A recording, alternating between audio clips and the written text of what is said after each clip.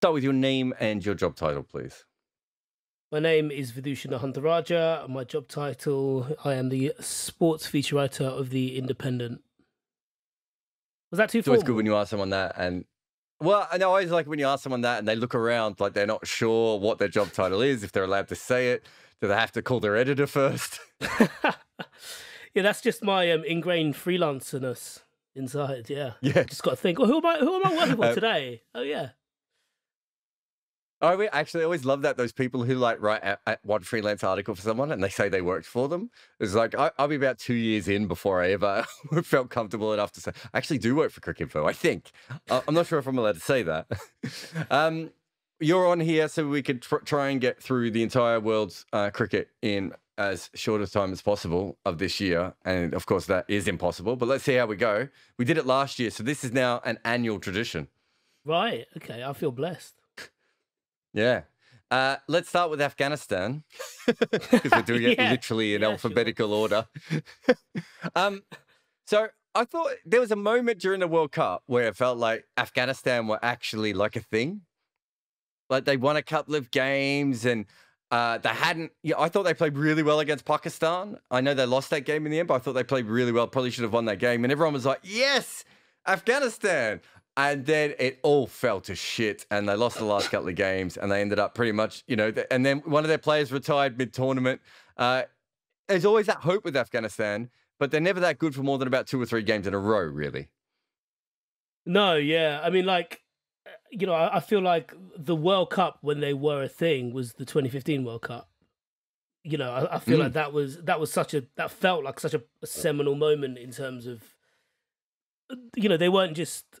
It wasn't like Thailand in the women's T20. It was like, oh God, wow, like they're really good. They're actually, they're proper there. There's a structure there. Even the fact that, at the time, and I suppose we've seen it with a few of the players that come through, they had an incredible under-19 side as well. And I don't know, maybe I think you were being a little bit generous there. I think they just beat the teams they were supposed to beat. They beat Scotland, they beat Namibia. They did. Yeah. And I mean, yeah, no, you're right. You're right. But I think the way they played against Pakistan, when at that stage no one was playing well against Pakistan, I'm not. It's not so much about me being generous. I think that the general thing was they might slip into the semi-finals here, right? And then they came down to earth with a crash. But it's a weird year for Afghanistan, right? Because I don't know if you know, but there's this whole thing with the Taliban.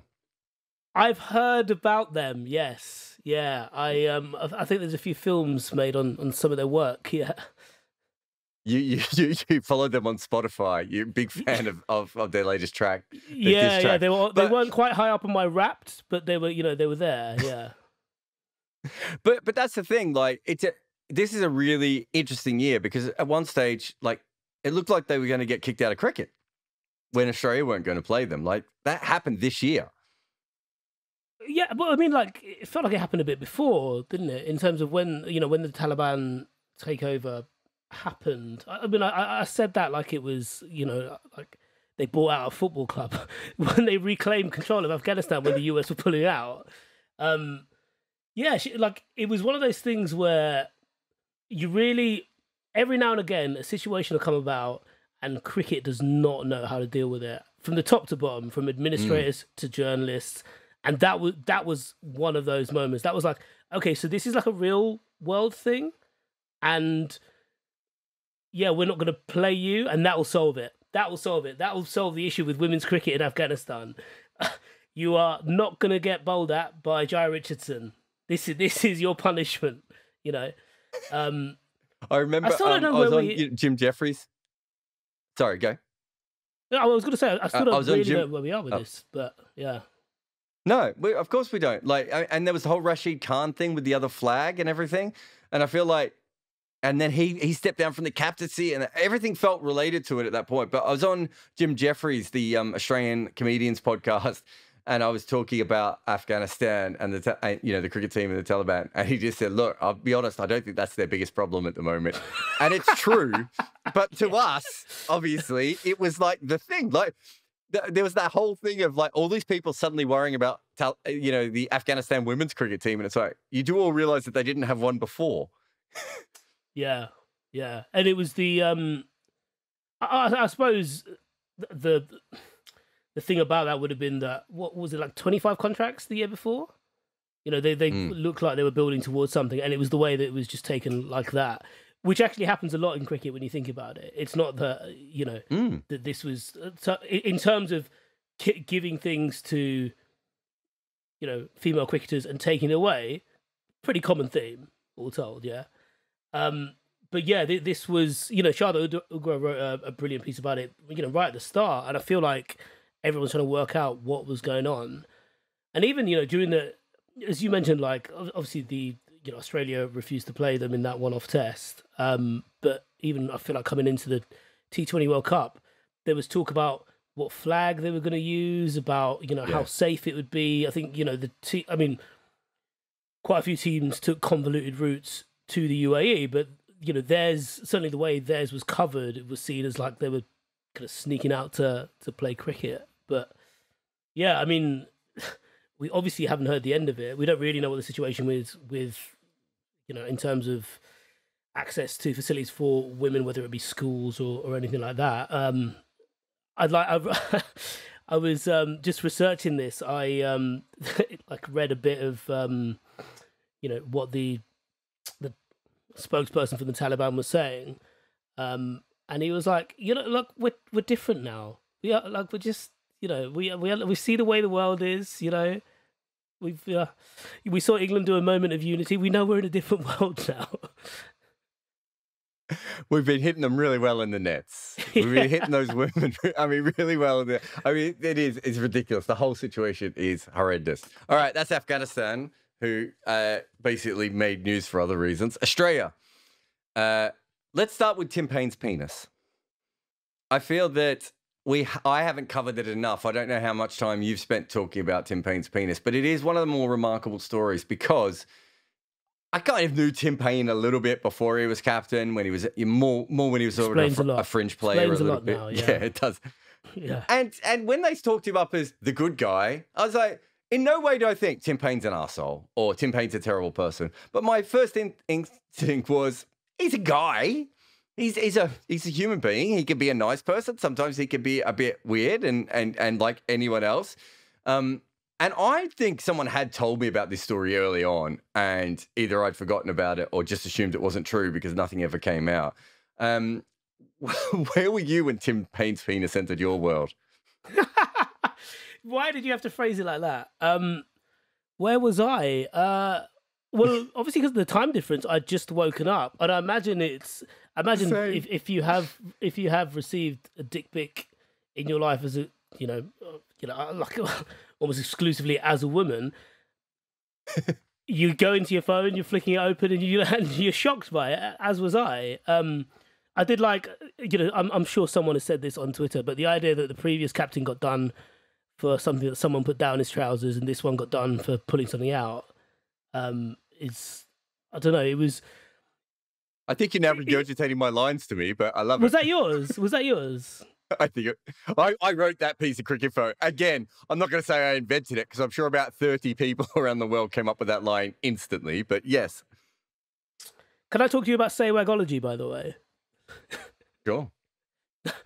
No, I'm just again, stealing one of your lines, yeah. Is there any penises in that?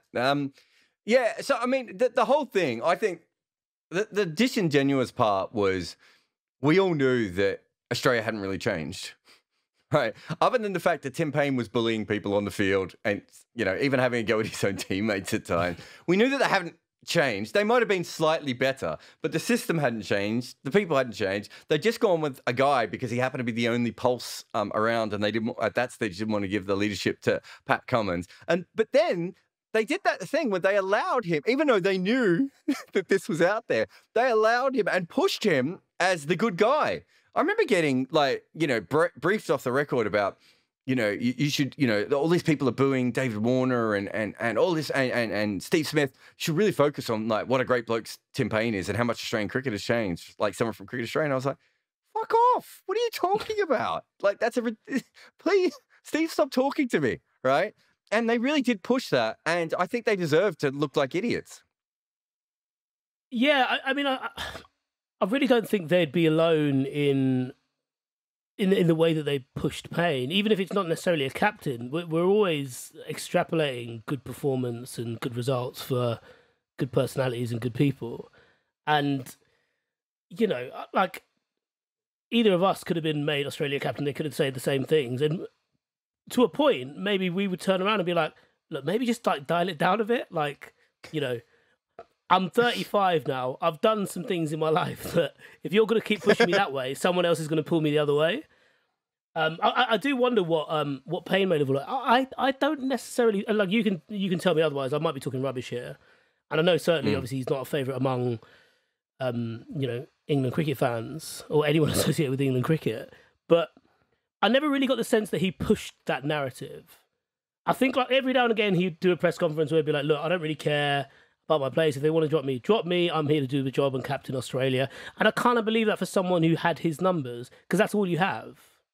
You know, the only reason you're in the test team is because you captain Australia. So, you know, I took some of that at face value. Some of it I thought, you know, you've almost got a free hit here to be a bit more bolshy in press conferences because, you know, you don't need to score runs, do you? You can take a few catches, you don't need to score runs.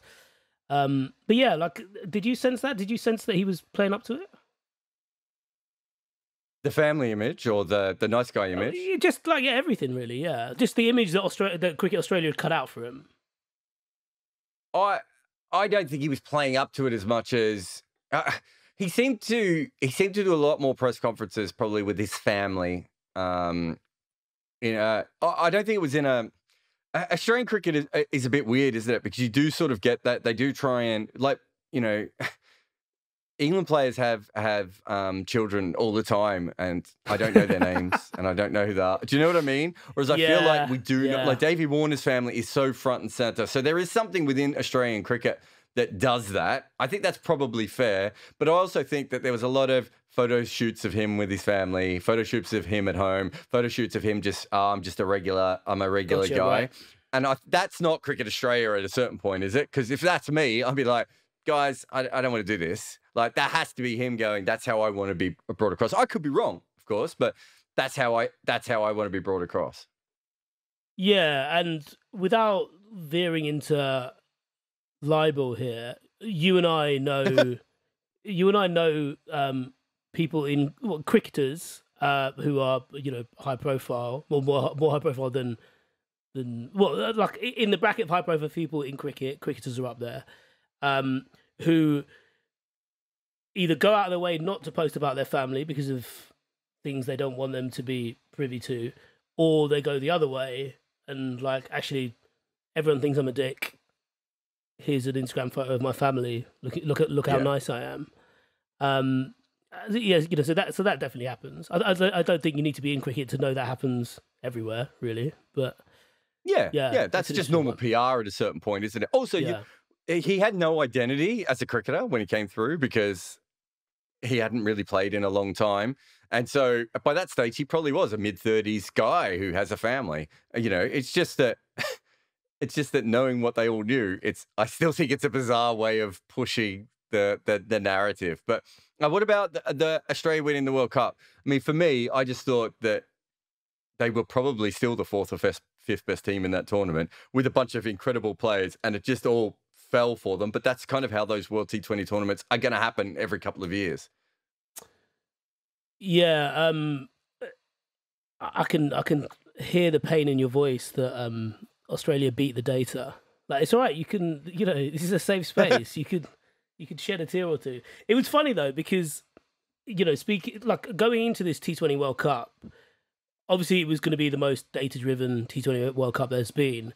But the irony being that because there's been so little international T20 cricket of worth, you know, of full-strength teams, that, you know, largely a lot of the data was a bit bogus. You know, certainly not robust enough to be used in any algorithm or to really, certainly from, I felt like not so much from well, actually no, maybe from everything actually, yeah. But yeah, like, you know, you were saying they're the fourth or fifth best. Some people were saying they were worse. Some, you know, as in people who spend a lot of time around T20 cricket.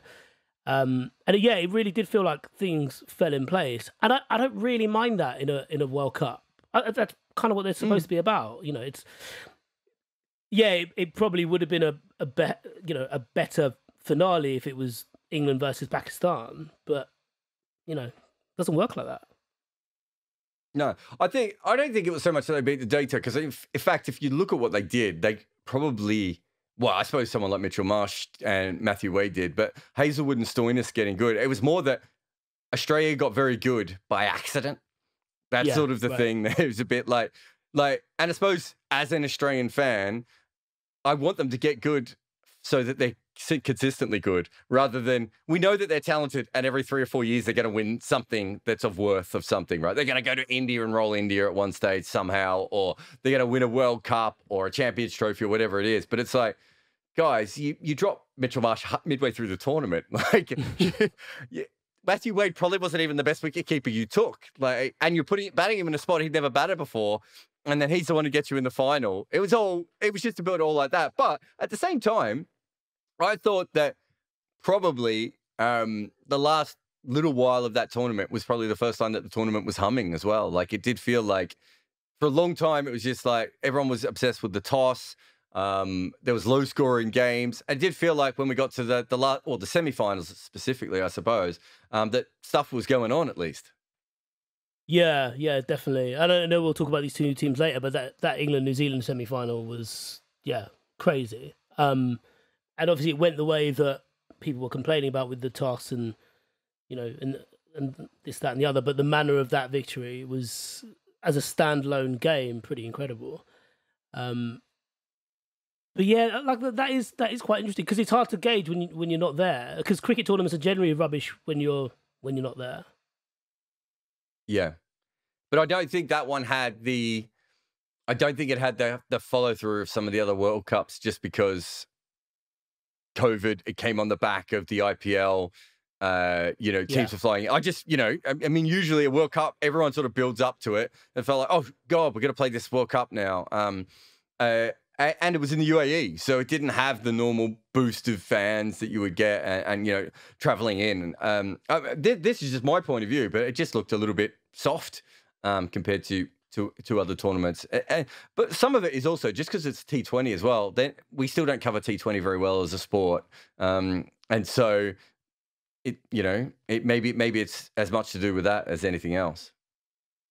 Yeah, I'd say that's true. It's still generally people-orientated coverage, or like legacy-orientated coverage. There's not so much about, and I'm speaking personally here, but if you were to, I would know the next person in, for say, like, I would know who England's 12th man is, or, their spare batter, and I would assume he comes in, but I wouldn't question that, because I was like, oh, that's just how they do things. Whereas, really, I suppose what you should do in that situation, as you would in a test, is be like, I suppose, as you're more accustomed to in Test cricket in the UK, is to be like, well, actually, he's a number 3, he shouldn't be batting at 4 or 5 or 6, Whereas I think that, but you need a bit more assumed knowledge across the board, and I even mean from the reader as well. And obviously, you can articulate why you think something is an issue, or why you think something would be better, someone would be a better option than the other. I don't know that knowledge is there now, in part because, like, I find also it goes back to what you. I was going to say, it goes back to what you said before as well, that there isn't enough international cricket for you to even have a really strong opinion on where each player should go, because they all open the batting anyway, domestically. Yeah, exactly. And even just, I suppose, like, where the data is, like, I try and, primitively through Stats Guru, like, look up my own numbers, but obviously on Quick Info, you don't necessarily have, publicly anyway, you don't have access to, someone's average against spin, unless someone's written about it. Unless you've written about it, I would know about it. So every now and again, I'll message, like, Ben Jones at QuickViz and be like, I'm going to write this thing. It's a couple of lines, but does this stand true? And then he'll be like, these are the numbers. So yeah, that does, that does make sense. The words you're putting out there are backed by the numbers. And I suppose I could keep my own database, but I don't. But that is something that I think T20 is always going to struggle with, certainly because of how secretive a lot of people are with with numbers, and understandably so. Mm. You know, it is a commodity you've got in your hands there. But yeah, I wonder if that all plays into it. Talking about World Cups, Bangladesh had a very shit World Cup. Yeah, they did. I remember, so I did my power rankings and I had them 11th, not 12th, because remember, Scotland had a really good qualifying tournament, and when they came into the tournament, they fucked up their first couple of games. And I don't think many Bangladesh fans had followed how bad Scotland were. Scotland got a lot better as the tournament went on, but those first couple of games that they promoted, they weren't any good. And the amount of Bangladesh fans I had angry that I had ranked them at 11th, not 12th. Geez, did the team not earn the 12th spot by the end? I think you were playing in one of the games. They're quite a sad. I mean, it's hard to say because, you know, they're only going to be as good as people allow them to be because of how screwed the system is in cricket. But, you know, there was, yeah, like obviously this is a different format entirely, but, you know, when they beat England in that test in 2016, there was all this talk of like it being a historic moment. You never really believed it would build to anything going forward, but it did feel like, at least in the white ball stuff, that with the pace bowlers coming through, with the quality of spin they have, and you kind of just assumed there was a steady churn of batters behind, you know, the established core, that you really thought, like, actually, yeah, maybe you could go anywhere and do something then. Like in a tournament, maybe you could go over and, you know, take a couple of ODIs off Australia if you really, like, in a five ODI series, if they were ever going to get that. But yeah, like I found them quite meek, and bear in mind, like I think you know, one of the things that's come through over the last 5-6 years, whether it's like, you know, celebrating prematurely against India or just getting in the faces of anyone and everyone, or smashing windows in Sri Lanka, was that like they're a team of bastards. Like they're really aggressive team, and I didn't think I saw that at the World Cup. No. I mean, they were terrible. It looked like they couldn't hit the ball off the square. And they've sort of carried that forward to Test cricket as well. Like now people are now talking about them being demoted from Test cricket again, which of course is a bit ridiculous where we are in Test cricket and, you know, the whole thought process. But they have really fallen off a cliff. And when you take Shakib back out of that side and you just like, I'm not sure how many teams they can beat like, I'm not sure how many associate teams they can beat. You know, they are such a weak team, especially outside of Bangladesh. It's a huge, huge problem because, as you said, 2015 World Cup, you know, 2016 against England, was it 2017? They played Australia, I think, as well. You know, it felt like something was happening and it was going somewhere. And then, I mean, it's been bad there. Almost from the time the governing body, the Bangladesh Cricket Board, decided to take back the BPL, and that meant that they weren't going to have any good players in it anymore. They have gone absolutely from shit to shit. Yeah, like you would have had some, you know, conversations like this, but it used to be that the BPL was like a banker for a lot of English players, like English domestic players. And now they're like, no. They don't have any money anymore, so no, I'm not going to bother with that. Oh, there's a T10. They only pay you. Yeah, they only pay you the actual fee they promised, not the other money in the brown bag. Of which there's a few leagues that were a bit famous for that. All right, well, Bangladesh is in the shit. England also in the shit. Is it worth talking about Joe Root just quickly for how good he has been this year, considering that? I mean, he started I would say at the start of the year, the Sri Lanka into India was the best I've ever seen him bat by a distance. The rest of the year, he had some ups and downs, but he was phenomenal at the start of this year. Yeah, definitely. Yeah, you know, that's a really good point. I feel like the English summer in particular, and certainly the start out in Australia, was actually like 7.5, 8 out of 10 Joe Root. Like, yeah, that's what he's like when he's good. You know, he gets a 100 every 3 tests. That kind of makes sense. You know, like 50, 80s. Yeah, that works out. But the start of the year was something else. He was like 9.5, pushing 10. It was. We all know he's a good player of spin, but it's the clarity as well. And I think, you know, Sri Lanka weren't very good. Even though the England's openers weren't very good, by the time the ball does get a bit older, and Embledinier has to stop bowling, there are certain moments where you've got to cash in. But that's not to say it was easy. You need to just look at the scores around him. But yeah, it was. I'd love to sit down with him and ask what's changed, because it's not like it was a problem that he decided to go away and address in the winter of 2020. It was a problem he should have addressed in the winter of 2015. But why is it? What happened now that flicked that switch for this? 600 calendar year? Like, I don't really know. It doesn't look like he's doing anything different. He certainly looks to have gone backwards to a point in some of his dismissals out in Australia when he's been well set. But there was a real, clarity and just a bit of ruthlessness as well at the start of that year, which you don't really see. So what do you think England fans are more disappointed with, and what do you think England fans should be more disappointed with? The way they're playing in Test cricket, of which I would say there has been years of proof that this is where they are, or them losing the World T20, which actually, I know they had a few injuries, but even so, probably expected to at least be in the final of. I would say they're far more disappointed in Test cricket despite years of evidence, whereas the World T20, they almost went, we had some injuries, doesn't matter. Yeah, I would agree with that. I think the Test cricket thing is funny because, and it's a similar complex with Australia, whereby if it happens overseas, it doesn't matter unless it's in Australia. And it's the way that they've been so bad in Test that people have totally acknowledged. But even the way that people thought they would compete coming into this Ashes was just. It wasn't even blind faith in the team. It was just that, well, it's Test cricket, it's the Ashes. It's a rivalry. You can't have a rivalry if one side is just getting battered. And so by calling it a rivalry, they must be, they've got Travis Head,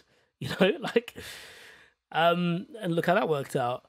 But yeah, I definitely say they're more disappointed with Test. I think because of the injuries and because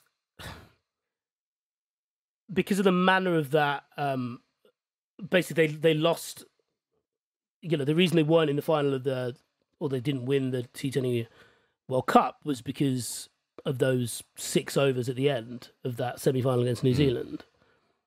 And so it's quite hard to pick holes in that. It feels like it was just one of those things. It just happens, and T20 is a format where things happen that little bit more. So yeah, I mean, 100% definitely. I mean, they lose at T20, they're not thinking about ripping up the 100, are they? They lose in Test and they're burning the whole thing to the ground.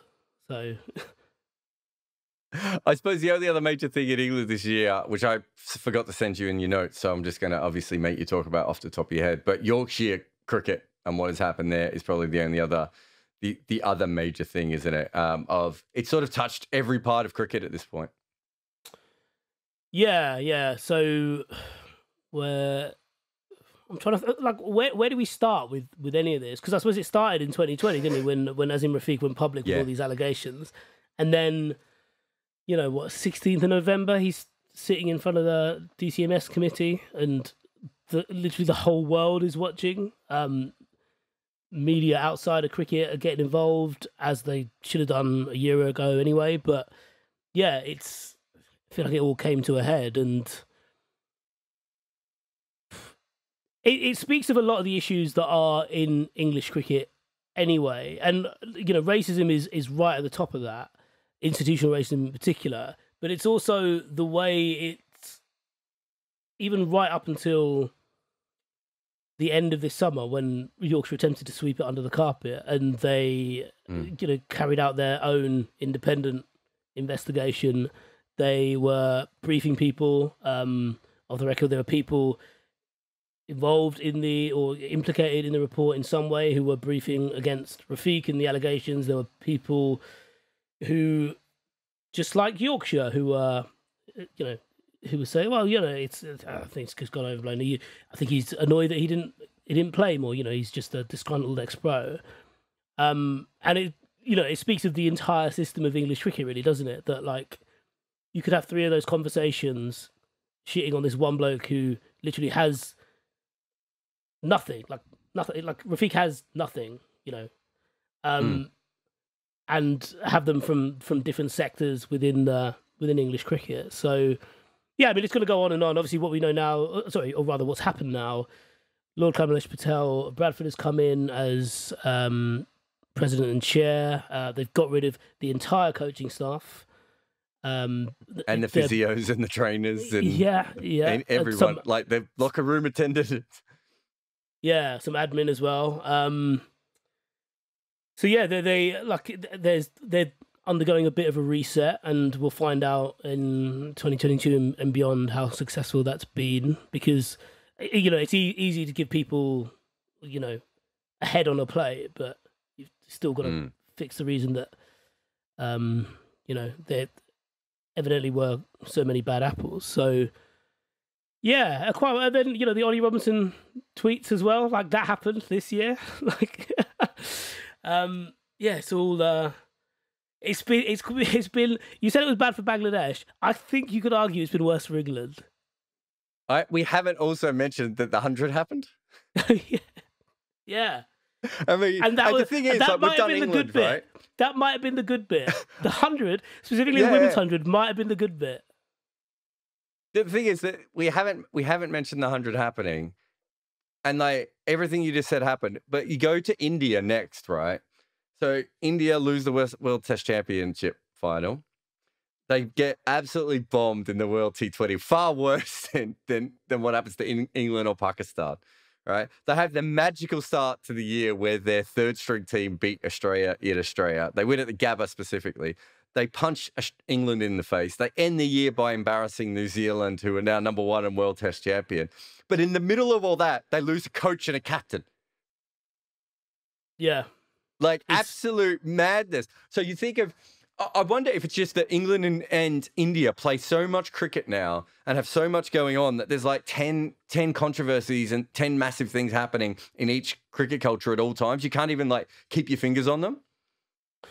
Yeah, that's a really good point. And I think the IPL plays into that as well, because the IPL feels like so much happens off the field in the IPL, whether it's, people talking about Kohli being a bad influence, people talking about, the opportunities that are given to senior players, or rather, captains who shouldn't be captains and whatever. And you kind of saw that come home to roost, actually, the T20 World Cup, I think. They kind of had an England, Ben Jones referred to it as the England football team in the golden era, where they basically just pick the captains who happen to play in different positions, and pick the senior respected players across, the top 4 clubs. And then we're in a situation where they just didn't work together and didn't think about balance at all. They just thought, right, we'll just put the names in there. That's got to work, surely. But yeah, no, India was a funny one. I mean, like, even the way they got turned over in that first test against England in the... in Chennai?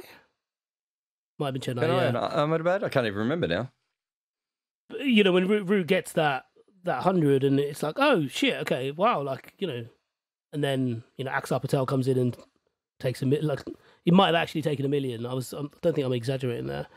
And yeah, like even the amount of time they spent in the UK, like they were basically there for the whole summer. I mean, they left early, but they were basically there for the whole summer. And also, like you look at it, and their year is smashing Australia in Australia. Beating New Zealand after New Zealand are sort of almost unanimous number 1, as you said, coming back from behind to beat England. And yet the year is dominated really by the fact that they lost they lost a final and then completely lost the plot in the World T20, right? It's like the Indian fans are now completely going on about the fact that this is a choking team. And yet they win more than anyone else in world cricket. They're by far... the best team probably across formats, other than the fact that New Zealand seem to make it to every single final. It looks like India is a better team across all surfaces. And then you decide, well, who's in the final again? Oh, it's New Zealand again. Right, so New Zealand's going to be in the final of every single thing. And India are going to beat everyone everywhere. And now there's a tournament and they're going to fuck it up. Yeah, that's... I feel like we're just playing out a Twitter conversation here. I feel like it's now the thing of like, oh, India the best team in the world, and then someone replies with a photo of like Kane Williamson with the World Test Championship. Like it's Yeah, I mean, as I said before, I think that's the beauty of the World Test Championship, or of any competition. And I wasn't particularly hot on the World Test Championship because I'm English, to be honest, and I didn't really think it'd be a thing. But certainly, if you watch that final and the way that New Zealand got the reward for building to it for so long and having such a consistent team and beating a team like India, it felt like it mattered. It felt like a really good thing, and I'm quite keen to throw myself into this next cycle. But yeah, in terms of the India thing, do you think they'll never be totally beyond this? But do you think they're coming out of their superstar era? And the reason I say that is because of that, the way they won that Australia test, and it felt like a bit more. Maybe not a reckoning. Reckoning's probably too strong, but it felt like they sat around and thought, "Oh shit, yeah, like we're really good, but like we're really good with hard-working players. Like Shardul Thakker's not going to be on a poster. Washington Sundar's not going to be on a poster. Shubman Gill should probably be on a poster. I think Shardul Thacker is on a poster, if we're being honest. I think he already is. But yeah, I know what you mean. I don't know. I think probably, I remember having a conversation, sorry to name drop, but I remember having a conversation with Rahul Dravid at Beckenham, because it was me, him, and 3 other people, right? And it was West Indies A, India A. And I remember him saying that the overall talent of the, because he'd been traveling around with the under-19s and the A team for a while. And he's like, Jarrod, I've seen everyone. Like, we're just so far ahead of everyone else. So I think that there has to be that has to eventually bleed into the main team more so than just having 2 or 3 stars and a couple of role players, doesn't it? At a certain point, they're probably just going to have 7, 8, 9 players who can get into any team in the world, which I suppose is what Australia and the West Indies were like in their peaks as well. Yeah, and they've got an all-surface bowling attack, which is just remarkable, really. Yeah, and 5 of them as well. Like, yeah. I'm quite keen to see who. You might have the answer to this, so I'm interested to hear your thoughts. Who replaces Chamois when he drops like 3 kilometers an hour?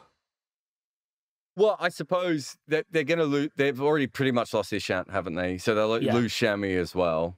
I suppose Boovy's still around, although he's had a bad 6 months after when he was playing against England in the white ball stuff at the start of the year. I thought Boovy looked like the best bowler in the world, and since that, again, and I hate to say this, but he looks like you. He's just completely lost the plot since that moment. I'll take that. He's a good-looking boy. Really I'll take that.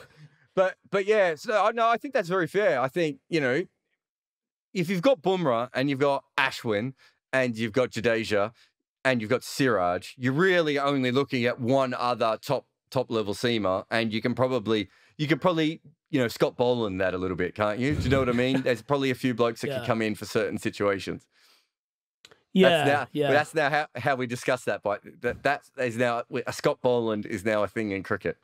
Yeah, I like that. Yeah, we could do it. Let's just Boland it. Yeah, let's just Boland it. Ireland. So Ireland had a really interesting year. They played South Africa, and I thought they played some one days against them, where I was like, this is now a team that is like legitimately not a bad team. And then they, of course, lost. Didn't even qualify for the main part of the World T20. They've now lost to the USA, and Andrew Balboni is coming out saying, "Hey, everyone, we don't play. We need to play more." I'm not really sure what Irish cricket is right now. Was it 2020 or was it 2019 where they lost all that money when they got scammed by someone? So they don't have as much money as they used to have. The Euro Slam League, or what was it? I know I was supposed to work in it. Whatever that was called, that was cancelled. It just feels like a lot of things have gone wrong for Ireland in the space of about 2 or 3 years. Yeah, and it felt like they'd got over that original blip of focusing too much on wanting to play Test cricket and then letting the white ball stuff slide a bit. Mm-hmm. And when they eventually played that test against Pakistan, you're like, right, okay, all these people are 40. They're literally they're only hanging on for this game, basically. I remember speaking to Ed Joyce a couple of years ago, like basically a year after that, and he was like, I was like trying desperately to hold on for it. and like he didn't play, or did he play? Yeah, he played. Yeah, he played. Right. Okay. Yeah, but he was like, because he was basically talking about his body is like falling apart, and he's like, I had to do it. I had to do it. And I think he even said that like when Kevin O'Brien gets that 100, he was like, shit, that should have been mine. Like, fuck, I wanted that to be me.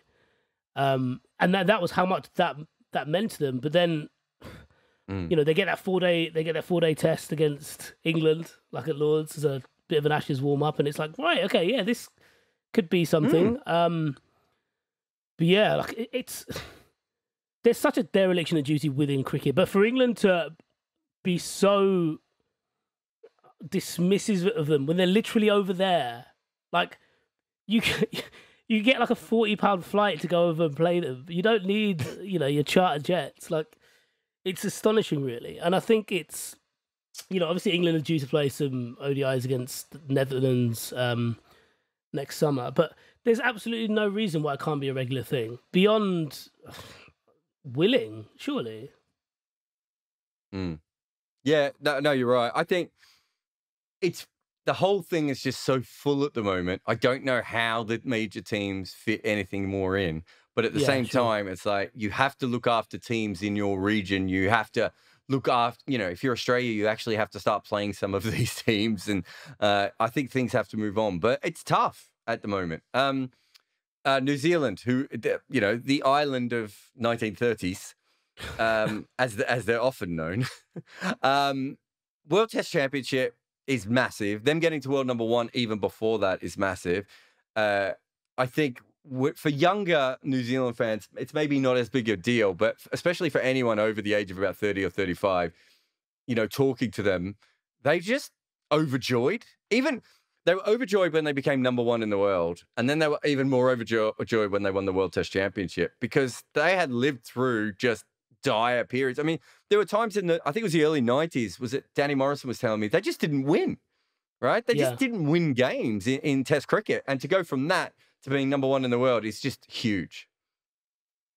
Yeah. Even it felt like they were rewarded for all the graft and all the toil they had to put in, all the, you know, all the L's they had to take in Kyle Jamieson. Like, it's quite literal gift from the gods.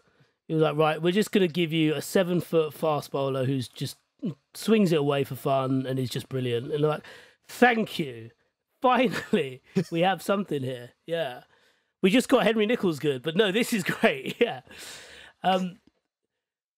Yeah, like it feels like a sustainable story. And I feel like there aren't much of them beyond England, India, and Australia, really. But it feels like New Zealand have found a way to be more self-sufficient than they were about 10 years ago. Like, I was talking to someone who's involved with New Zealand cricket, and he was like, they ascertained very early on that, right, we might be able to tack on, you know, like they did in 17-18, we might be able to get England over here to play us after an Ashes or the start of their winter, which they did in October 2019, I think.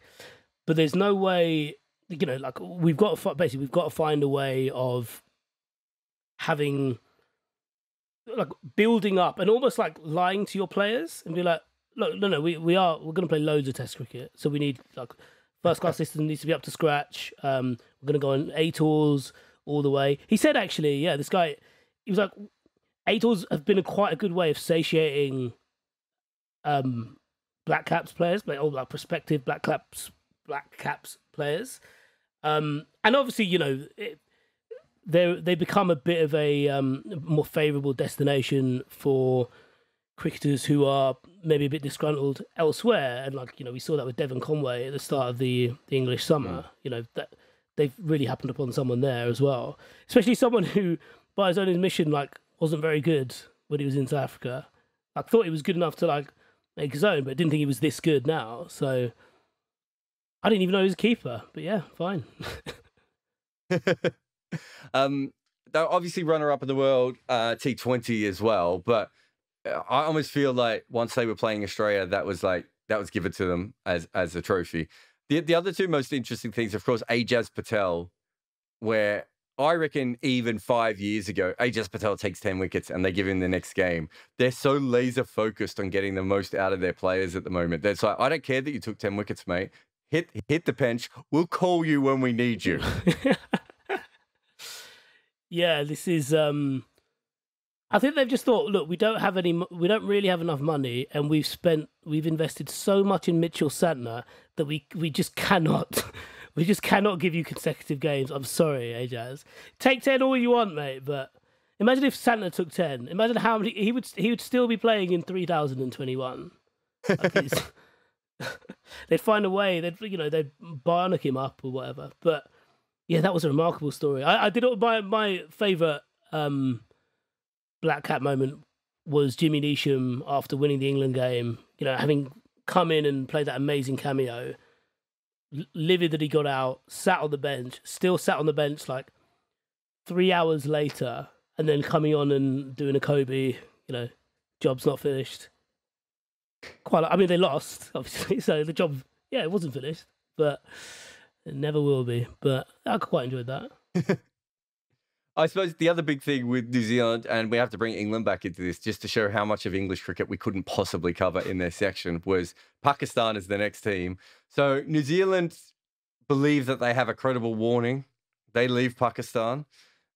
England, I mean, at this point, like, I kind of just, England, I'm not sure ever gave us any reason other than, they couldn't get frequent flyer seats. I don't know if there was anything adequate that they ever really gave. They just, they all wanted aisle seats, and only, 11 of them could get them, and the rest of the squad couldn't, so they didn't get on the plane. It was phenomenal. But how that could have and might still affect Pakistan cricket is massive. I mean, if they were really smart, Pakistan now, they would just throw everything they have into the PSL. Yeah, that's a really good point. Almost throw everything into the PSL and get some part of it to overlap the county season. Like, obviously the IPL's got the front of the county season. PSL should try and take the end of the county season and just really be a nuisance to the ECV. Yeah, it was quite. Yeah, that was so dispiriting. Also because I think Ramiz Raja and a few other people were saying that, like, right, this should be the motivation to be. This will, spur us on to be the best team in the world. We're going to be, the best team in all the formats, and we're going to, that way people will want to play us. Well, you were number one ranked team in the world. People didn't want to come and play you in Pakistan. On the Champions Trophy in 2017, no one wanted to come and play you in Pakistan. Like World T20 in 2009. Yeah, like it's. It's a nice thing to put on a poster. You can put that on the changing room wall when you next play England. But depressingly, it's just not going to happen. It's totally unworkable. Yeah. So I quite liked how angry they were, really, and the fact that they have a backup plan for next year if/when England pull out again. But yeah, I mean, I could understand. So ECB and New Zealand cricket share the same security officer. So a lot of the information that was passed on to New Zealand at the time was, being relayed back to England. I think the interesting thing I thought was speaking to some players just as it was being ratified, because I think it was over a weekend, wasn't it? So it was like, it might have made a decision on Sunday, but it was certainly up in the air on Friday. And I spoke to a couple of players over the weekend, and they were like, "Oh, we just assume it's off, like, because it's Pakistan." Like, yeah, as soon as there was like one little thing. And it wasn't even that they like had opinions about not going. Like, maybe some of them did, but certainly the ones I spoke to were a bit like, "Oh, but you know what it's like. We'll just won't go to Pakistan, will we?" They will just make that decision. And I think the England women were really disgruntled about that because they weren't even consulted. I think it was just like, I think maybe like Heather Knight popped a message in the WhatsApp group like, "By the way, we're not going." Yeah, step down, because obviously it was going to be a concurrent tour. And Heather came out and was quite angry about that as well in the way that it came to pass. But yeah, I mean, maybe that's what they should do. Maybe throw it into the PSL. Are you saying that because have you got a PSL gig lined up? Is this why you've I don't. But if I don't get one after this podcast, I'll be pretty disappointed. Yeah, well, all the best. So I thought they did really well in the World Cup, and then I mean, I'll say this for years. I mean, essentially, Marcus Stoinis, if he gets caught at deep wicket, they absolutely shit on Australia by about 60 runs, and probably roll New Zealand, or at least have a big chance to do that. But I thought they played really well there. Also, I think it's worth talking about that Babar has obviously went to another level. Mohammad Rizwan has just become one of the most remarkably consistent players in the world, and Shaheen Afridi is. I don't think people actually realize how good Shaheen Afridi is. If he played for one of the major teams, we'd never stop talking about him. No, so I think they don't realize how good he is because it's so hard to compute all the things he does at the same time. You mean I think that's it. It's also the hair as well. But like he's as fast as you'd expect him to be being that tall. He gets the kind of bounce you expect him to get by being that tall. He swings the ball like a dream and controls it so well. And you're like, no, I can't take that all in at once. You know, maybe take one thing out, give it to me bit by bit. Like I'll happily sit down for a taster menu of Shaheen Afridi. I can't do it all at once. I can't buffet on Shaheen Afridi. Well, if that isn't the title of this episode, it's only because I've forgotten it. I think for Pakistan, despite that possible seismic event happening, they actually had quite almost a low-key year for them, right? I mean, the World Cup, they were just good. And then Australia just got over the line at the end. I thought they were just a normal, goodish cricket team, but not that a cricket team this year. Is that fair?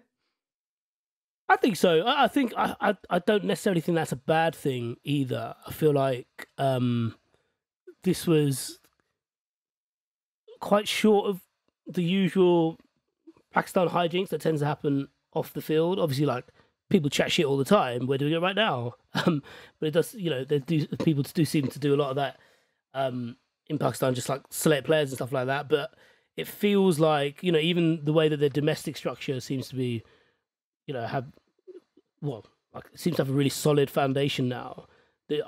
I get the sense that they're quietly building towards something. Well, they've got something very sustainable, and they're building towards something a bit better. Especially the way that, you know, you mentioned Rizwan there. Someone can come in and, after years of showing like nothing beyond like being good behind the stumps, suddenly be so incredible in front of them. Hasnain as well. Like I'd be quite keen to see like how he goes. You know, in I suppose in the next few years, I suppose. That kind of young crop of fast bowlers they have, all quite exciting, and it feels like, you know, the fact it was a shock to me to see Wahab Riaz in the studio covering the T20 World Cup in Pakistan, because surely that was a competition you always have to drag him out for, but it felt like the fact that even he thought, you know what, I'm gonna step back here, then yeah, there's some good things going on. Was it during the World Cup that Shoaib Akhtar walked off one of his shows? Yeah. Maybe there was more drama. There was more drama in Shoaib Akhtar and Ramiz Raja's YouTube channel at times than there was in Pakistan cricket. But we did have Wasim Khan did step down, so I suppose they kept up a little bit of the Pakistan nature to everything. Talking about a team in an absolute shit show off the field, let's get to South Africa. Okay, they've got a bunch of great bowlers coming through, incredible quality bowlers, probably their best spin combination ever, and Simon Harmer's not even back in that yet, so they can get even stronger when it comes to spin. The batting's a bit weak. Obviously, the World Cup thing with Faf and AB de Villiers wasn't ideal, but realistically, they are governed by, from what I can tell, cardboard cutouts of human beings. And the racial hearings are probably the most important thing that's happened in South African cricket since readmission. Yeah, especially the way that, you know, there are a lot of historic elements to it, but the fact that it involves Graham Smith and Boucher, you know, you're the guy heading up CSA and the head coach, is a bit like, okay, right, so this is seismic, and like, you might, I think, you know, if you if you look at how they're going to do the investigation, they're going to frame it as findings rather than evidence, as it were. So it's like it's not. Yeah. It would kind of be all the information is going to be collated and assessed, and then I suppose a view is going to be put out, and then they can act on that view if they want, and from some of the recommendations, rather than being like, he must go now, that kind of thing, you know, guilty or charged or whatever. But yeah, fuck me, like it's been astonishing. Just the way that the day we record this, Quinton de Kock decides on a whim to retire from Test cricket. Like, he was resting from 2 tests, and then he's just like pulled out of all tests afterwards. It's so bizarre. But also, like, you think about it, it's like, okay, there's historical problems with race all the way through the history of South Africa, obviously, but South African cricket specifically here. What you really need now is incredible administrators to guide them through. And who are their administrators? At the start of the year, their administrators were slagging off their sponsors publicly, right? It's like they were losing their sponsors. They like that. The original board, well, whatever they were. I mean, the government was going to take over the running of South African cricket. That's how bad it was. And when we went from that to being like, well, we can't deal with that anymore because now we have to deal with this historic racism, which is now involved in who is running our cricket at the moment. It's like, oh, how do you even fix it when those are the 2 concurrent problems? Yeah, and even the way that this was supposed to be like the year where they got a bit of a boost with some of the coal packs coming back and reinforcing their side. They're like, oh yeah, this could be our year. It's like, no, it's not. Oh, it's just it's really not. It really just isn't. Yeah, it's. I wonder where, because you mentioned the government threatening to take over. That's a very real possibility, given how depending on how this investigation goes, how these hearings go. Yeah, it could happen again for a different reason. Yeah, and then the ICC are pretty hot on on government and political involvement, and I'd be keen to see where their stance is on it, because this might be the only situation, and I'm thinking back to previous times when they've thought to step in with Zimbabwe and Sri Lanka to an extent, but this might be the only situation where they might have to relax that, because they're like, oh, we get it, like this is such a huge problem, this is so much bigger than CSA, that you're like, yeah, maybe, you know what? Send in the army as well. Maybe you should just send everyone in. If anyone thinks they can fix it, rock up and honestly, please try privatize the South African cricket team. yeah, that might, but they should just become England A. Let's become the England Lions. Sri Lanka. Was it? Oh my God, I can't even remember. Was it this year that Sri Lanka had players sent home and suspended for the rest of their life, or was that last year? It was the Durham game, wasn't it? Where they it was I think it was this year. Yeah, it was this summer. It was too. So Sri Lanka went from that, where essentially, again, like, okay, the players broke the bubble and it embarrassed Sri Lankan cricket, and it could have cost Sri Lankan cricket a lot of money going forward. But the penalties, the huge penalties that were given by the Sri Lankan Cricket Board, who are just as inept and have just been as embarrassing to Sri Lankan cricket as any players have ever been, was incredible. But I did think that during the World Cup, no one had any hopes for them at the World Cup, right? No. And it was certainly a point in the World Cup where people were like, do you know what? This is starting to come together here. There's a team here. There's some young players for the first time in a long time where you look at them and go, yeah, there's Sri Lanka could be something here. Of course, that's followed by the fact that Mickey Arthur then took a job in Derby. If you're taking a job in Derby, I mean, that's a step up from a really good school job. And we can say that because we've been to Derby. We've covered games in Derby. Many times. Yeah.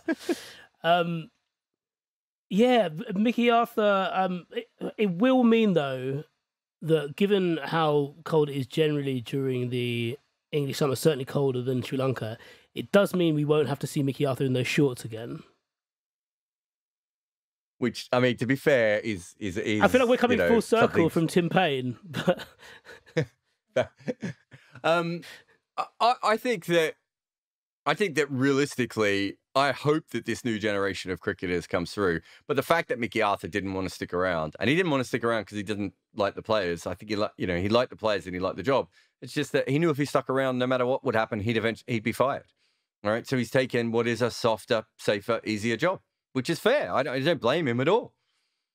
Yeah, yeah, absolutely. And yeah, you're never sure of it. When they can, as you say, like when they can decide to send people home and never pick them again on a whim, for making a mistake, you'll be like, right, okay, this is a bit treacherous here.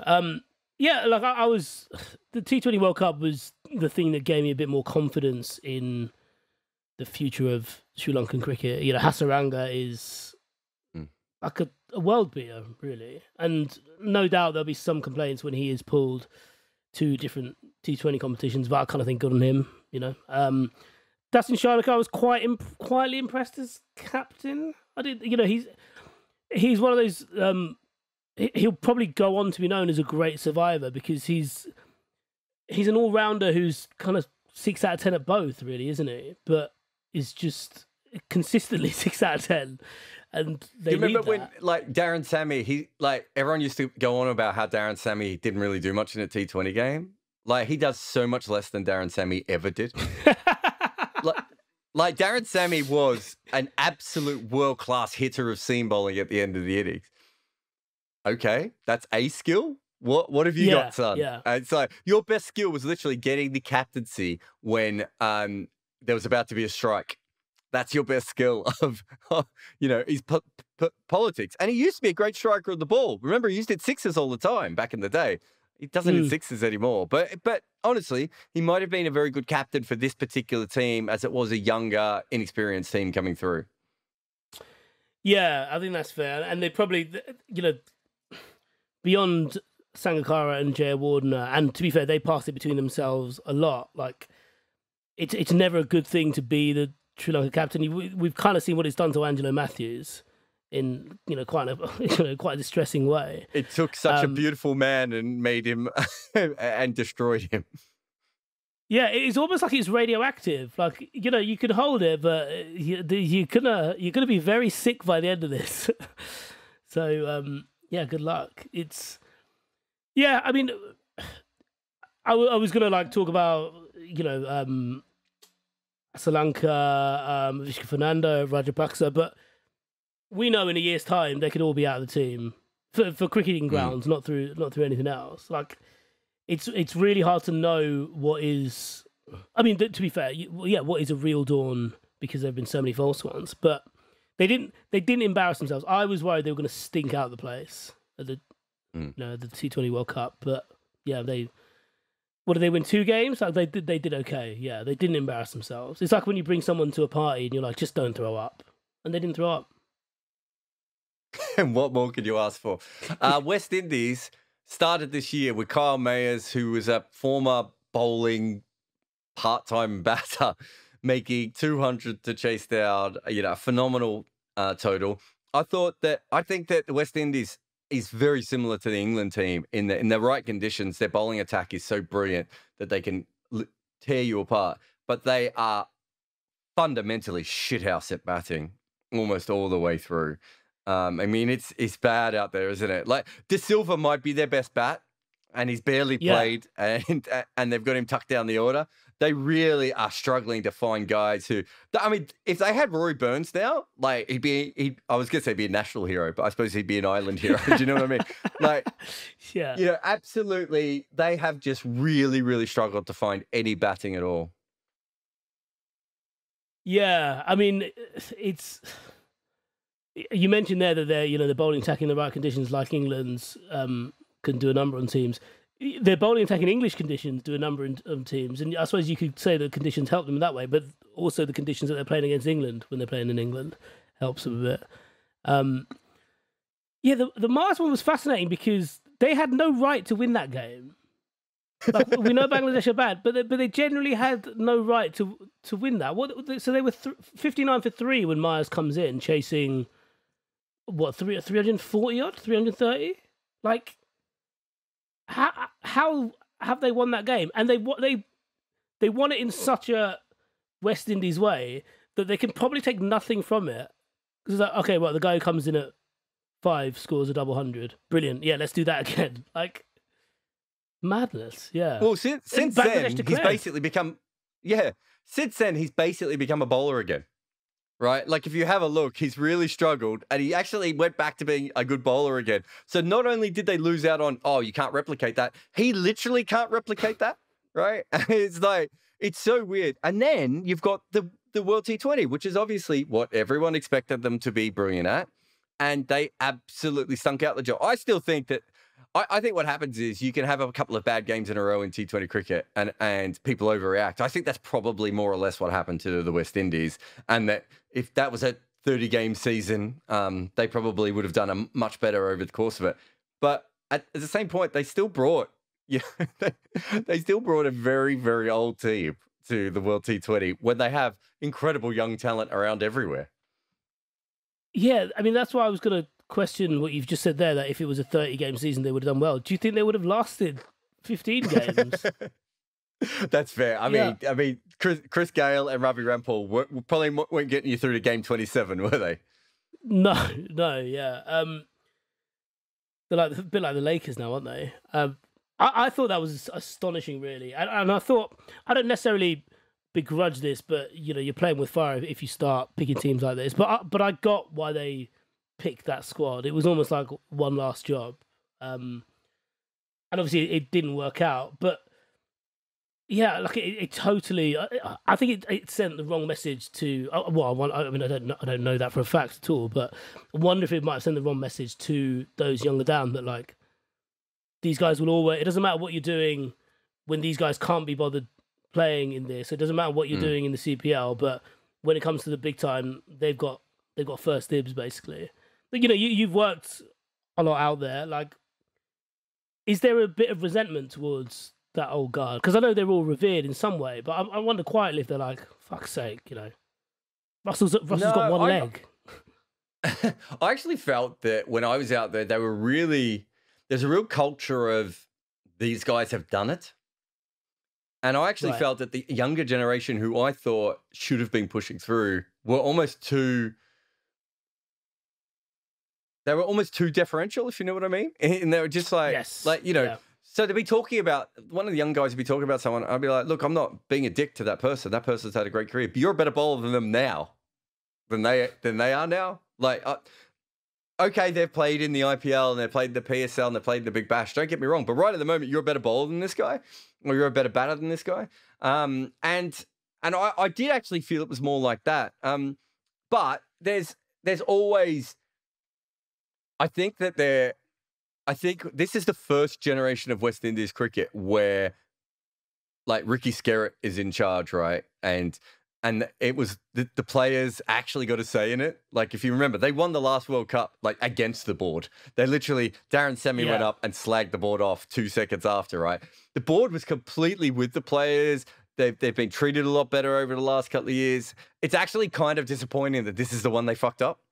Right? Because this is the one where they had some support coming in, and Kieran Pollard probably, not completely, but probably more or less got the team he wanted, and the team he wanted, fell apart. Yeah. I feel like a lot of his press conferences at the start of the tournament were defending all those people. Talking about, he's a champion, he's a champion, and I nearly went into... He wrote a song called Champion. Yeah. But the... Yeah, and I suppose through that, I can kind of see what you're saying about there's that reverential view of those players. But where do they go from? Where do you think they go from here? Because it feels like they've just got to pick a load of people up and push them in. Obviously give Puran a bit more responsibility anyway. But yeah, like just play all these people that we hear about every now and again. Like just chuck. Give Fabian Allen the keys to the middle order and just like, right, just go do your shit. Yeah. Yeah, I think that, I mean, you got guys like Allen, I suppose Rakeem Cornwall, Shafane Rutherford, Rodman Powell. There's a lot of guys out there who are just really, Brandon King, just a lot of guys out there that, like, they were the guys coming through when I was working there. And I was like, these guys are phenomenal. Obed McCoy and Chandrapal Hemraj. Just a lot of really, really talented guys just under that level. And I almost think that West Indies are in a pretty good situation because the senior guys are going to keep playing in the big tournaments, right? And that allows them to just be like, okay, well, look, who are the next guys that are going to end up in the IPL from our team? Like, that's the way they probably should be looking at it. Whether That's they quite a good will or not, point. because the next World Cup is so close, I don't know. But they know what Karen Pollard could do, right? You know, they know what a few of those players can do. So now, how do we find what the rest, like, you know, they haven't been picking Sunil Narine. They haven't been picking Rakim Cornwall. They don't have to pick Sunil Narine until they get to the next World Cup if they don't want to, right? But is it worth them just seeing what Rakim Cornwall can do for them for a little while? Or even Roston Chase, because obviously he ended up in that tournament and he had that good year. If they really believe in him, have a go. And the same with Fabian Allen, because I feel like a lot of those guys play in sort of the end of tournaments or the end of series and when it doesn't really matter. And it's like, well, if you want them to be any good at a World Cup, they probably just need to play some slight, they probably need to play against India and England, Australia and New Zealand, and be put under, and Pakistan, and be put under more pressure consistently. Feels like West Indies didn't quite do that at this time. And that might be that they knew they were always going to go with the senior team for this tournament, which I think they probably deep down did know. Yeah, okay, that's fair enough. Women. As you can see, there's almost no women here, and that's because women have not been allowed to play cricket this year. You can make a fairly big argument that the women's 100 is the biggest thing to happen in women's cricket, not just in English cricket this year. I think the worst thing to happen in women's cricket for me, though, was that the qualifiers for the World Cup were pulled just at a time when a bunch of teams looked like they were doing something quite special. It's the most ICC thing that the ICC have done in quite some time. Yeah, but then you probably have to go back to the end of last year when they, for the previous most ICC thing they did, where they pulled the World Cup in New Zealand. Where, that New was Zealand, pretty bad too. When New Zealand was quite literally the safest place on earth. Yeah, and then England ended up going to New Zealand anyway for a training thing at the start of the year. So that was quite mad. Weren't the West Indies there as well? Didn't the West Indies spend a month and a half in Australia? Or was that year before? I can't even remember now. But I feel like the West Indies were there. Yeah, it's such a. I mean, like that photo of of the Thailand players with their phones out with the the ICC countdown on it or the ICC logo was just. Yeah, just bitterly disappointing as well. But yeah, I mean, it's no surprise. We mentioned it kind of at the top of the show, didn't we? That there's been a lot that's taken away. 2020 was a really bad year. 2021 had no excuse to be as bad as it was. Women's 100 would have been, the WBBL went by pretty well, considering that, the issues they had last season with COVID. I feel like they probably did well because they played it so early, given that, we're in a situation now with the men's BBL where games are having to be cancelled. But yeah, I quite like the women's 100. You went to a few 100 games. Generally, it seemed like quite a good place to be, quite a good place to watch cricket, but also, I feel like it's already done its job in terms of pushing women's cricket that little bit further forward in the general public's conscience in the UK, but also giving opportunities to people like Alice Capsey, who's just been phenomenal as well. Yeah. What's her name? Is it Maksud? Yeah, Abtahar Maksud. Yeah. I think I've got a cricket card here somewhere in front of me. I thought it was great because as good as the women's Big Bash is, it still feels like it's in a pocket, right? And because essentially the BBC and the advertisers kind of forced the ECB's hand and said, no, we want it to be, square and shoulder to shoulder with each other. And it worked, I thought it was magnificent.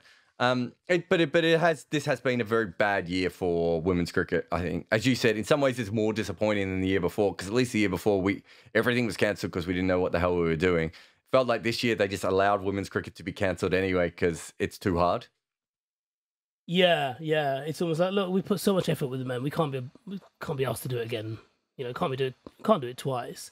Bear in mind as well, they lucked out with the women's stuff because had it gone through had the women's 100 happened in 2020, they'd be a different ground. You know, these were double headers, which you know, I still haven't really made my mind up about double headers, but they were played at the proper venues. They weren't played, you know, non-test county rounds. So that helped massively with the cut through, I think. But yeah, again, a good thing that they lucked out on. But I mean, the next year could be. Well, I mean, it's going to start pretty well anyway. Bear in mind, we've got the World Cup, we've got the Women's Ashes, but like it feels like they've got to start again. And you know, you mentioned the stuff with the Afghan women's team, like South Africa in a bit of a weird space with their women's team as well. West Indies are the ones that, you know, I feel like if you ask someone to name, you know, the teams to look out for in a Women's World Cup, they'll say the West Indies on default because of Dottin Taylor and Hayley Matthews. And now it feels a bit like they just feel a bit disjointed, and you're not really sure how much willing there is to keep them pulled together and bring through the next generation. But, you know, that's I'm saying that from afar. There probably is, touch wood, I hope they are making moves to do that. But yeah, it feels like women's cricket in general has to, you know, start running again from a standing start. Yeah, no, I agree. Zimbabwe's last team. Ryan Burl, I put this on the list, and I kind of wanted to know if you know why Ryan Burl is on this list. I think you do. You do, good. Okay. For those who don't know, Ryan Burl is on this list because midway through the year, he tweeted that Zimbabwe Cricket and Zimbabwe sponsor, who I think was New Balance, was it at the time? I'm trying to think. I don't want to select off New Balance if it wasn't them, but... I think he tagged in New Balance, didn't he? Oh, is that what it was? He tagged it. Whoever the sponsor was, they weren't giving enough shoes to the Zimbabwean players. And so the Zimbabwean players were basically turning themselves into shoesmiths. Or what's the proper name for shoesmiths? Cobbler. Cobbler, that's it. Thank you. They were turning themselves into cobblers to keep their shoes together. And he tweets this, and it becomes an international story. And eventually Puma come to his, and Puma sent the whole team shoes. Also, if I'm not mistaken, Puma sent cricket bats to the Sierra Leone cricket team, was it, or the Uganda cricket team? I can't remember. One of those players, and one of the senior players from one of those two teams sent something, or maybe it was to both of them. That's why I'm getting confused. But what was really interesting is that Zimbabwean cricket is.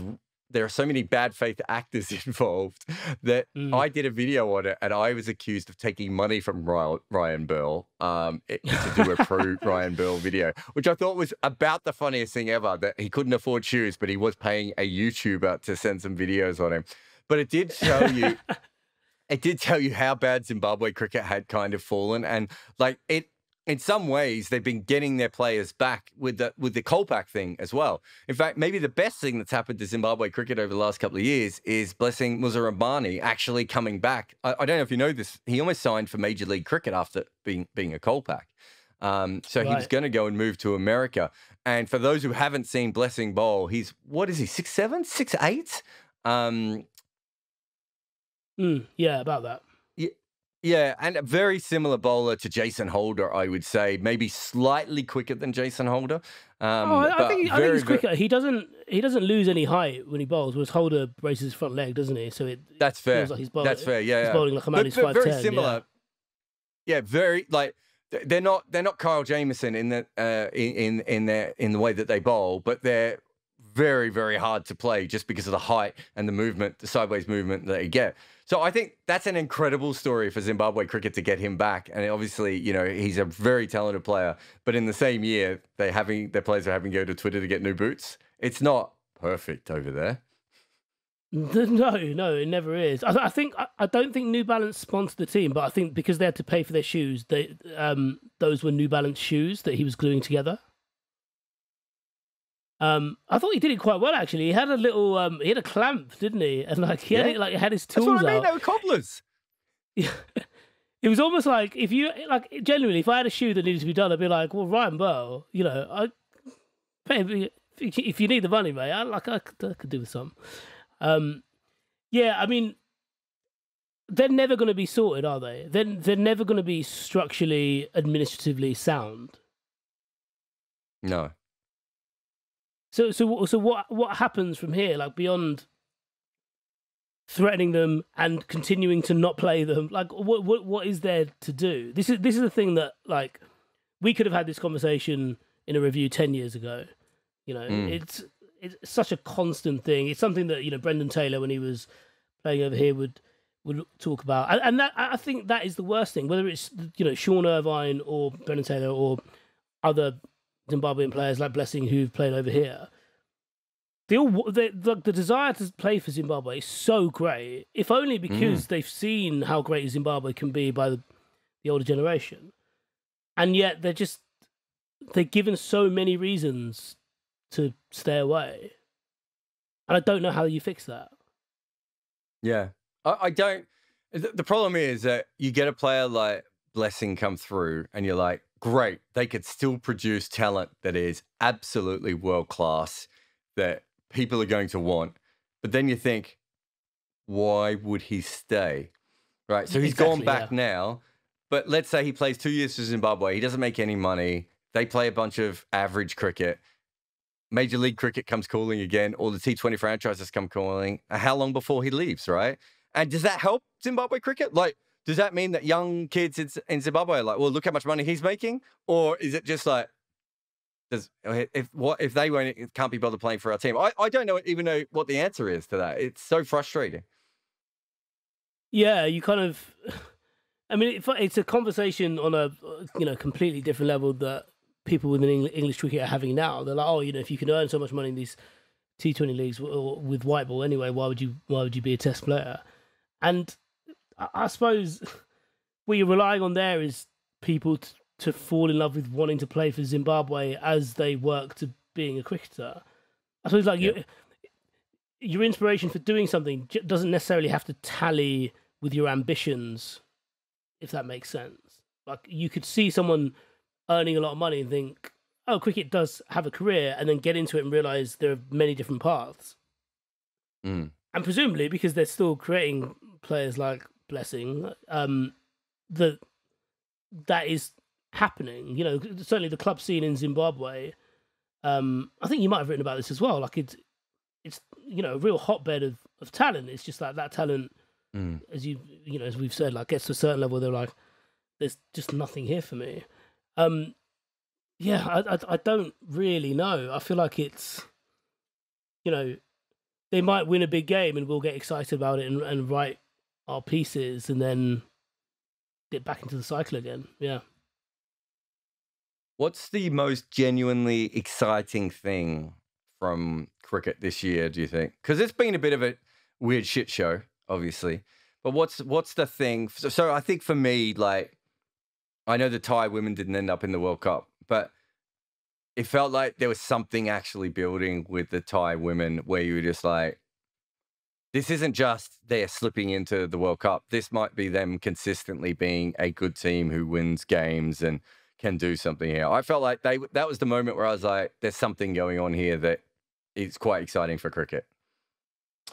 Yeah, I know what you mean, because it felt a bit like, it felt different to the usual stories, which are often like, with all due respect to the schemes that do this, it's like someone goes on a gap year and teaches some kids in Zambia. This is a very specific example because it's something that related to me. And it's like, oh yeah, they're really good. They picked it up really quickly, and you're like, oh okay, I'll keep tabs on that. And it's like, sorry, do we just need like a steady stream of gap year students going over there and like coaching them? And do they need to be like slightly more technically advanced every time they're taught? But yeah, as you said with the Thailand thing, it was like, okay, like even the way that this particular group and the stories from the previous T20 World Cup about how they were staying together, how they were kind of like living, they've become a family basically, and pushing each other to improve, and how that's filtering down like that. Yeah, I think that's a good choice. I can't really, in terms of my one,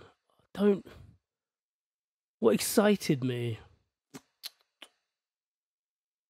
I don't know, I'm quite excitable. I don't know why it's taken so long, but you are very excitable. I think my backup would have been New Zealand making 3 finals and winning one of them. Like, you know, all 3 formats of cricket. Like, I don't think you could have convinced me of that 4 years ago that New Zealand were going to make the World Cup final in the one days and just miss out, and then win the World Test Championship and make the World T20 final. Like, that feels like something completely bizarre and different and exciting again. But yeah, it's the reason I ask you that is it's just such a weird year. We're playing so much cricket. Writing this list, we've probably missed about there are people screaming at their podcast devices because we have missed so many narratives that have come through, and I could have kept going on and on and on. There was just so much going on this year. Yeah, that's so true, and it felt like a lot of it was being forced through because of the pandemic, and you know there was obviously loads of talk about bubbles and bubble fatigue and things like that, and I do find it really interesting that when India pulled out of that final test that was supposed to be at Old Trafford, and then went to left the UK and went over to the IPL in the UAE, I thought it was really interesting that while obviously everyone hammered them, the England players were like, I kind of get it. Like, yeah, it must, like, it's not ideal, but we kind of understand. I suppose they're going through something similar at the moment. Actually, the moment that sticks in my mind where I was very excited in that I was watching a game and couldn't take my eyes off it, or rather watching a few games and couldn't take my eyes off this particular moment, was Shaheen Afridi opening the bowling. There was something about it took me back to, because as you said, there's so much cricket that you can kind of watch it out. You almost have to watch it out of one eye because you've got to use your other eye to watch the other game. But that, because I suppose it was a World Cup, that really felt like you were sitting there, and because it was always the start of the over, and because of the crescendo for the start of an innings, and because you always get that crescendo at the start of a white ball innings. Yeah, that was quite exciting. That felt like a bit of theatre that I suppose not a lot of cricket had this year. Yeah, I think that's a good way to finish on Shaheen Afridi's hair. Thanks for coming on the podcast. Thank you for having me.